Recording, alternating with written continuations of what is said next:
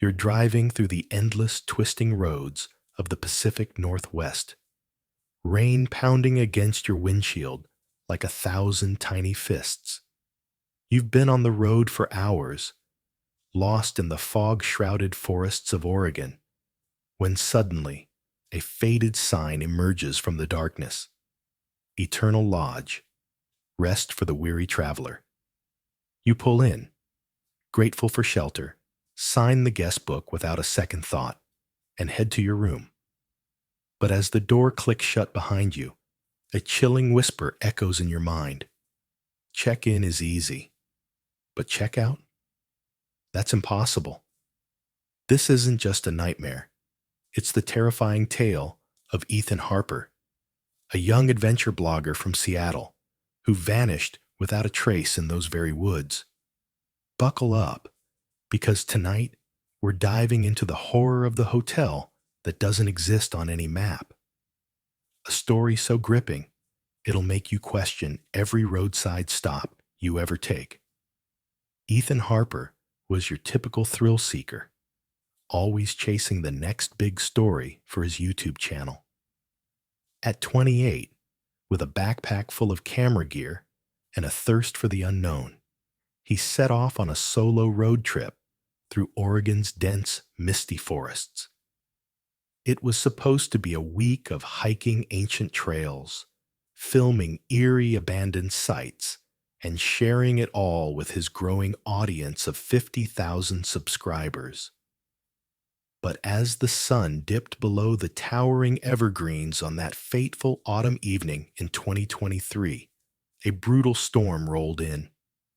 Thunder cracked like gunfire, and sheets of rain turned the narrow highways into treacherous rivers. Ethan's GPS glitched out. No signal, no maps, just endless blacktop winding through the wilderness. Desperation set in as his fuel gauge dipped low. He cursed under his breath, wiping fog from the inside of his Jeep's window. That's when he spotted it. A flickering neon sign piercing the gloom. Eternal Lodge, it read, with an arrow pointing down a gravel path overgrown with ferns and moss. Ethan had scoured every online forum and travel app before his trip. There was no mention of this place anywhere. No reviews on Yelp. No pins on Google Maps. But with the storm raging and exhaustion clawing at him, he didn't think twice. He turned onto the path, tires crunching over wet stones, and pulled up to a sprawling Victorian-era building that looked like it had been plucked from a forgotten era. Ivy clung to its weathered wooden siding, and dim lights glowed from behind curtained windows, casting long shadows that danced in the wind. As he stepped out, the rain soaked him instantly, but the front door creaked open as if welcoming him. Inside, the lobby was a time capsule. Polished oak floors, a grand chandelier dangling from the ceiling, and a faint scent of pine mixed with something musty, like old books left in the damp. Behind the reception desk stood a woman in her 50s, her face pale and expressionless, dressed in a crisp uniform that seemed outdated by decades. "Welcome to the Eternal Lodge," she said in a monotone voice, her eyes never quite meeting his. "We've been expecting you." Ethan shook off the unease, chalking it up to fatigue. He signed the leather-bound guest book with a quill pen, no digital check-in here, and received a brass key for room 407. No questions about payment, no ID check. Just a nod and a key. As he climbed the creaky stairs, the woman's voice followed him faintly. "Rest well, traveler. The night is long." Little did Ethan know, this was the beginning of a descent into pure terror, where the walls whispered secrets and escape was a cruel illusion. Ethan hauled his bag up the winding staircase, each step echoing like a heartbeat in the empty hall. The air grew colder with every floor. Despite the flickering gas lamps mounted on the walls, room 407 was at the end of a long corridor lined with faded portraits of stern-faced people from another century, their eyes seeming to follow him as he passed. He turned the key, and the door swung open with a groan, revealing a room frozen in time. A four-poster bed with crisp white linens, an antique dresser, and a single window overlooking the storm-tossed forest. No TV, no Wi-Fi router, not even a phone jack. Quaint, Ethan muttered to himself, pulling out his camera to film a quick intro for his vlog. Guys, you won't believe this hidden gem I stumbled upon. Total off-the-grid vibes. He set up his tripod, hit record, and started narrating the day's adventures. But as he spoke, a low hum filled the room, like static from an old radio. Shrugging it off as the wind, he collapsed onto the bed, the mattress sinking unnaturally deep. Sleep came quickly, but it was restless. Around midnight, Ethan jolted awake to a rhythmic tapping at the door. Tap, tap, tap. Slow and deliberate, like knuckles on wood. Heart racing, he crept over and peered through the peephole. Nothing but the empty hallway, shadows stretching under the dim lights. "Hello?" he called out, his voice cracking slightly. No answer. He cracked the door open, still nothing. Must be the storm, he thought, locking it tight and returning to bed. But the tapping returned, this time from the window. Ethan's blood ran cold. His room was on the 4th floor, with nothing outside but a sheer drop into the ravine below. He yanked the curtains aside, and there it was, a translucent figure hovering in the rain. A man in tattered clothes, face gaunt and eyes hollow, staring right at him. The figure's lips moved silently, mouthing words Ethan couldn't hear. Panic surged as Ethan stumbled back, tripping over his bag. When he looked again, it was gone, just rain streaking the glass. "This place is messing with my head," he whispered, grabbing his phone. No bars. Dead battery, even though he'd charged it in the car. Determined to shake it off, Ethan decided to explore. He ventured downstairs, the lobby now deserted. The guest book lay open on the desk, and curiosity drew him to it. Flipping through yellowed pages, he saw names dating back decades, some from the 1920s, others more recent. But something odd. None of the entries had checkout dates, and at the bottom, his own name, Ethan Harper, scrawled in fresh ink that looked almost bloody. A chill ran down his spine. Behind him, a floorboard creaked. He spun around to see the receptionist. Or was it? This time, it was a man, tall and skeletal, in a black suit that hung loosely on his frame. "Can't sleep?" the man asked, his voice a gravelly whisper. "The lodge has that effect on some. But don't worry, you'll get used to it." Ethan forced a laugh. "Just grabbing some water. Hey, what's the Wi-Fi password?" The man smiled, revealing uneven, yellowed teeth. "No signals reach here, son. This is a place of eternal rest." Unease turned to irritation. Ethan headed back upstairs, but as he climbed, the stairs seemed longer, the portrait's eyes more accusatory. Back in his room, he tried the door to the adjoining bathroom, locked from the inside.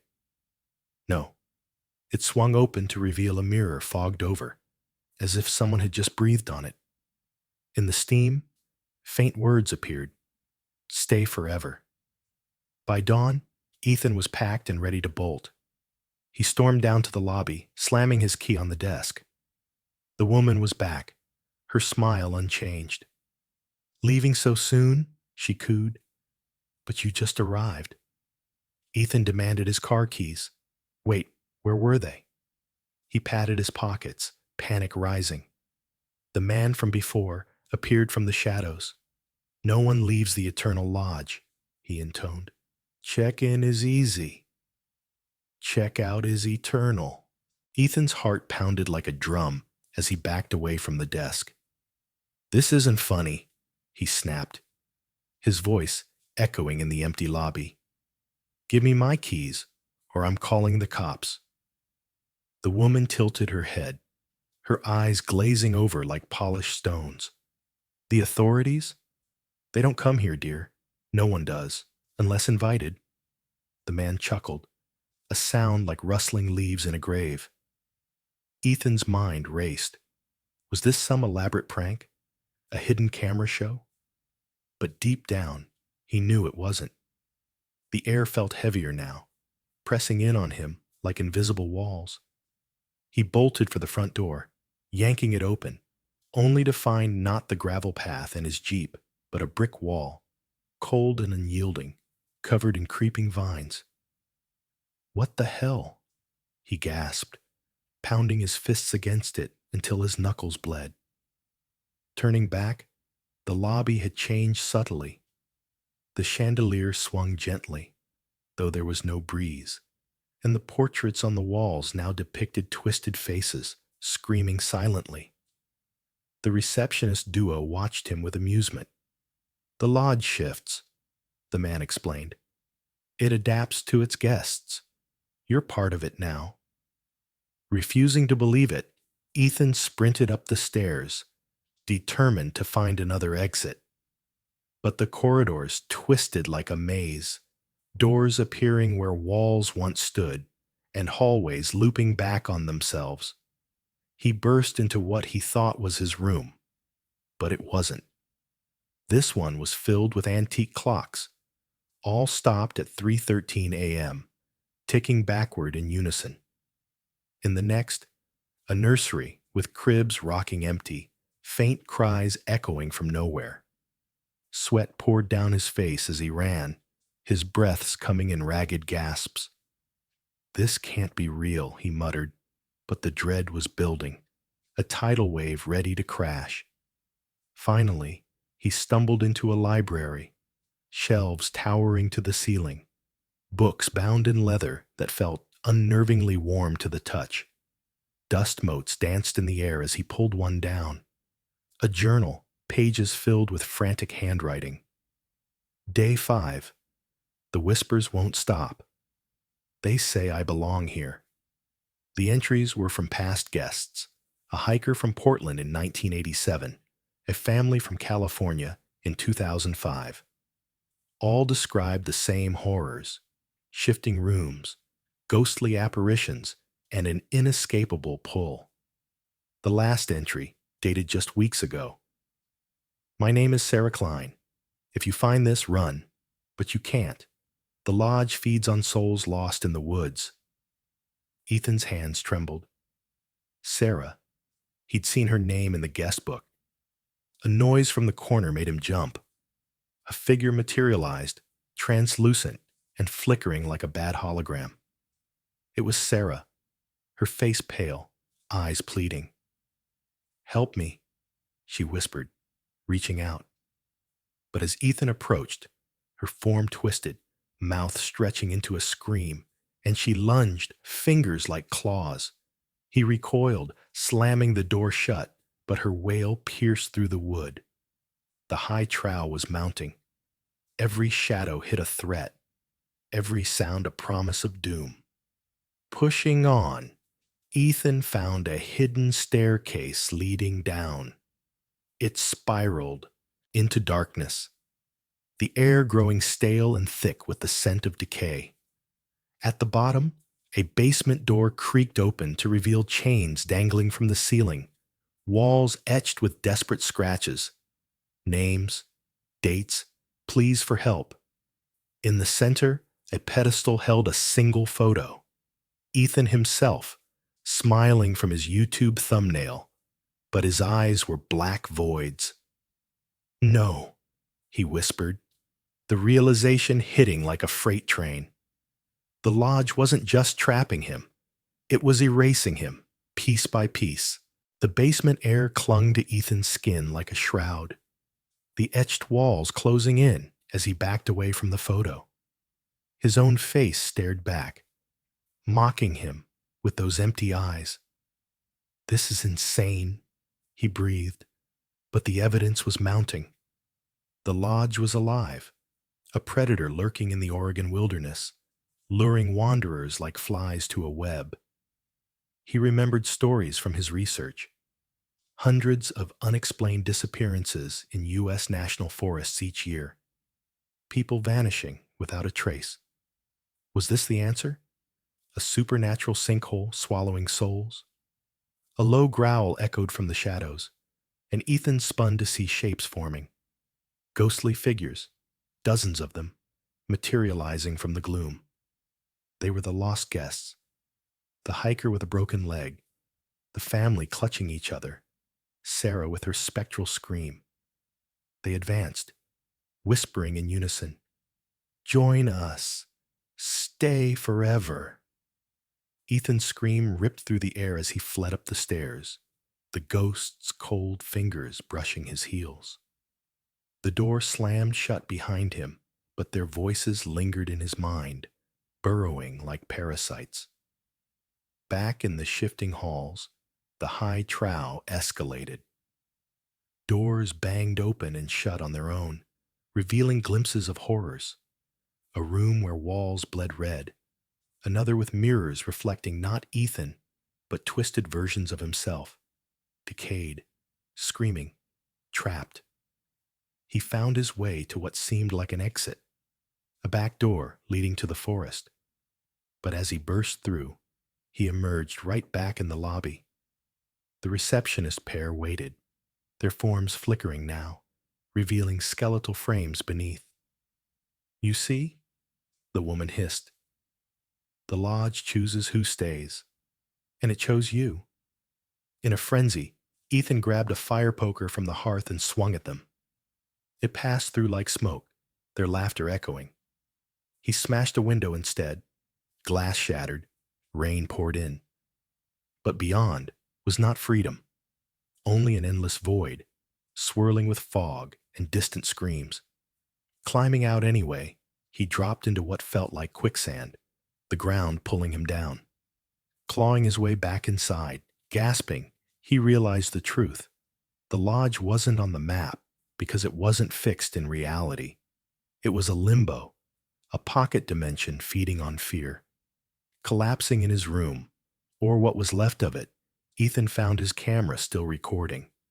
The battery, impossibly, was full. Playing back the footage, he saw not his vlog, but visions, the lodge's history.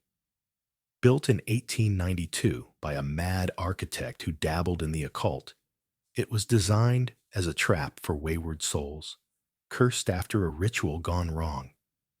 Dozens had perished here, their essences bound to the walls. Real-world parallels flashed in his mind, like the infamous Cecil Hotel in L.A., site of bizarre deaths and vanishings, or the Overlook in The Shining, inspired by true haunted lodges. Was this Oregon's version? The ghosts returned that night, more aggressive. Sarah's spirit cornered him, her story spilling out in agonized bursts.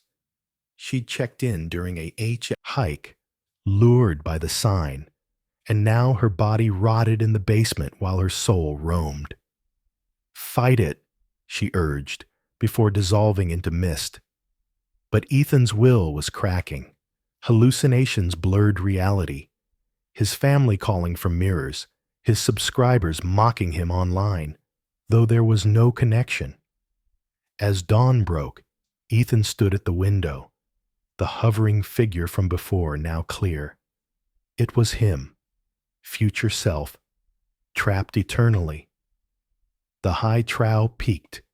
He had to escape or become one of them. With the first light of a false dawn filtering through the cracks, Ethan rallied what remained of his sanity. "I won't end up like them," he vowed, his voice hoarse from screaming. The lodge had pushed him to the brink, But survival instinct kicked in, honed from years of solo adventures in treacherous terrains like Yosemite's cliffs or the Alaskan wilds. He scavenged the room, a shard of broken mirror as a weapon, his backpack strap as a rope, and the journal from the library tucked in his pocket for clues. Racing through the halls, now a nightmarish labyrinth where floors tilted and ceilings dripped with ethereal slime, Ethan pieced together a plan. The journal mentioned a heart, the lodge's core, hidden in the attic where the architect's ritual altar stood. Destroy it, and maybe the curse breaks. It was a long shot, but better than nothing. Ghosts swarmed him en route, their touches burning like ice. One, a child from the family entry, grabbed his ankle, pleading, "Don't leave us alone." He kicked free, guilt twisting his gut, but pressed on. The attic door was barred, but Ethan shouldered it open, splintering wood. Inside, cobwebs draped like veils over dusty relics, candles melted into grotesque shapes, a pentagram etched in blood on the floor, and in the center, a pulsing orb of dark energy, the heart. It throbbed like a living thing, whispers emanating from it. Stay, belong.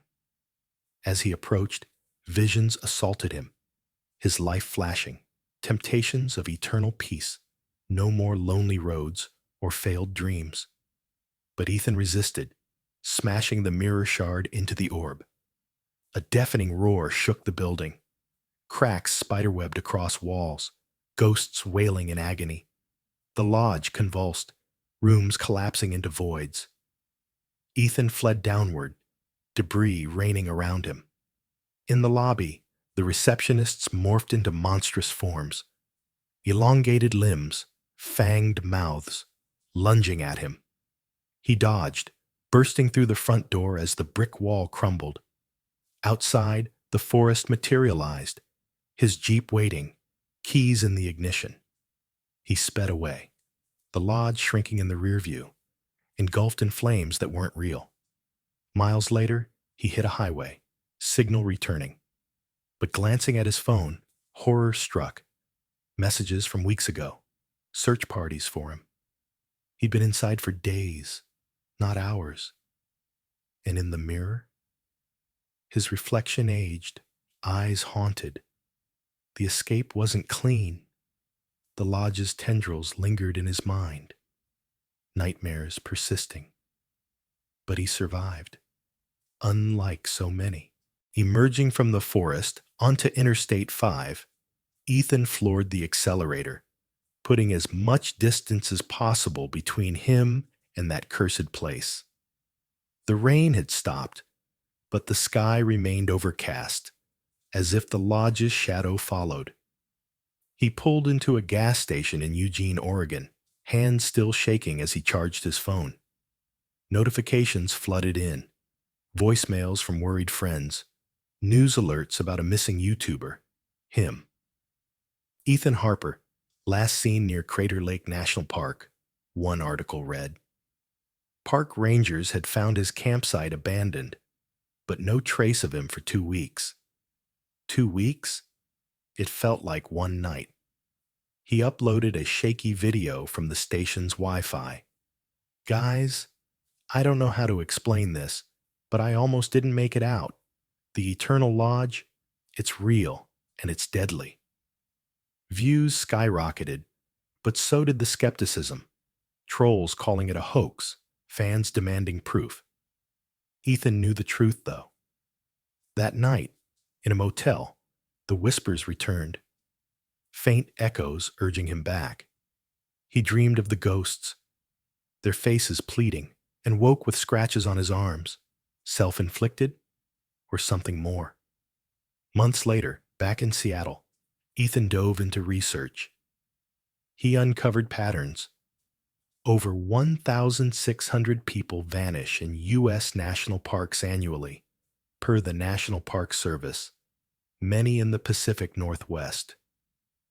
Cases like Dennis Martin in the Smokies, Or the bizarre death clusters in Yosemite, unexplained, often near off-map sites.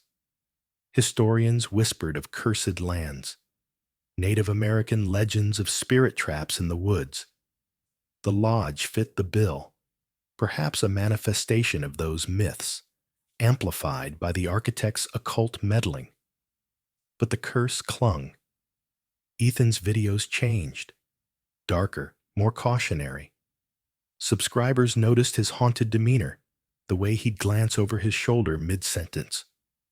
One day, driving through similar woods, he saw the sign again, Eternal Lodge. He swerved away, heart exploding, but it was gone when he looked back. Was it real? Or his mind fracturing? The high trow had passed, but the terror evolved into a quiet dread, a reminder that some places aren't meant to be found. As Ethan rebuilt his life, the experience reshaped him. No more reckless solo trips. He traveled with groups, shared locations in real time. His channel grew to 200,000 subs, fueled by the Eternal Lodge Survival Story series, where he dissected the horror frame by frame. But privately, doubt gnawed. Had he truly escaped? Or was he carrying a piece of the lodge inside? Therapy sessions revealed PTSD symptoms, hypervigilance, nightmares, common among survivors of near-death experiences, like those lost in the wilderness and found days later, disoriented. He connected with others online, forums filled with tales of ghost hotels in remote areas. One user claimed a similar encounter in the Appalachians, another in the Rockies. Patterns emerged, storms as lures, no digital footprint, eternal entrapment. Ethan even visited archives, finding old newspapers from 1893. Mysterious lodge claims lives. Architect vanishes amid ritual rumors. It was real, substantiated by history. Yet the curse's grip tightened. Objects moved in his apartment, whispers in empty rooms. During a live stream, viewers swore they saw a figure behind him, Sarah's ghost. Views spiked, but so did his paranoia. The story's tension built anew, not in the lodge, but in its aftermath, proving horror doesn't end with escape. Ethan's investigation deepened, leading to interviews with park rangers who'd seen anomalies, signs appearing and vanishing, hikers reporting time loss. One ranger confided off record, "We've had cases where people swear they stayed at non-existent cabins. Search dogs go crazy, but we find nothing." It aligned with FBI files on missing persons, declassified docs showing clusters in forested dead zones with electromagnetic interference, perhaps explaining the GPS failures. Personally, Ethan grew. He advocated for safety apps like What 3 Words, which pin locations precisely and pushed for better trail markings. His videos now blended horror with education. Don't ignore red flags. If a place feels off, leave. Subscribers shared stories, creating a community of cautious adventurers. But the lodge haunted him. A road trip to Oregon triggered flashbacks, the sign flickering in his periphery. The narrative's pulse quickened as Ethan planned a return. With a team, cameras, EMF meters, to expose the truth. Tension mounted. Would he find it? Or had it moved, waiting for the next victim? Armed with resolve, Ethan assembled a team, a paranormal investigator, a survival expert, and his best friend as cameraman. They drove into Oregon's depths, following coordinates from his memory. Storms brewed, mirroring that night. The sign appeared, Eternal Lodge, and dread surged. Parking far, they approached on foot, gear recording everything. The building loomed, unchanged. Inside, the lobby was empty, but whispers welcomed them. Halls shifted. Ghosts attacked, Sarah leading the charge. Ethan's team panicked, but he pressed to the attic, destroying the reformed orb with a sledgehammer.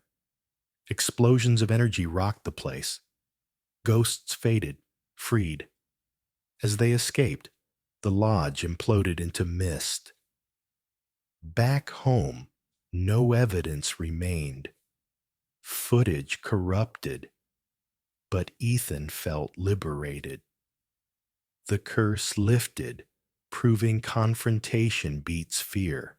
In the end, Ethan's ordeal teaches us profound lessons about caution in the unknown. First, always trust your instincts. If a place feels wrong, like the Eternal Lodge did, leave immediately. Real-world proof. The National Missing and Unidentified Persons System, NAMUS, reports thousands vanish yearly in remote areas, often ignoring gut feelings, leading to tragedies like the 411 cases documented by David Paulides, where people disappear in national parks under bizarre circumstances, with no tracks or evidence. Second, preparation saves lives. Share your itinerary, use tracking devices, and avoid off-grid spots alone. Apps like Garmin and Reach have rescued hikers by sending SOS signals, as seen in cases from the Sierra Nevada, where lost trekkers were found alive thanks to satellite tech. Ethan's story mirrors this. His lack of backup prolonged the horror. Third, understand that some dangers are psychological. Isolation can induce hallucinations, amplified by fatigue, much like in Ethan's shifting halls. Studies from the American Psychological Association show cabin fever in remote settings leads to paranoia, backed by survivor accounts from blizzards or shipwrecks. Finally, embrace community. Ethan's return with a team succeeded where solo failed. In life, lean on others. Join hiking groups. Use forums like Reddit's r/missing411 for warnings. By applying these, you not only survive adventures, but thrive, turning potential nightmares into empowering tales. Remember, the world is full of hidden perils, but knowledge is your shield. If this story chilled you, hit like, subscribe, and share your own close calls below. Stay safe out there. Check in wisely, and always have a way out.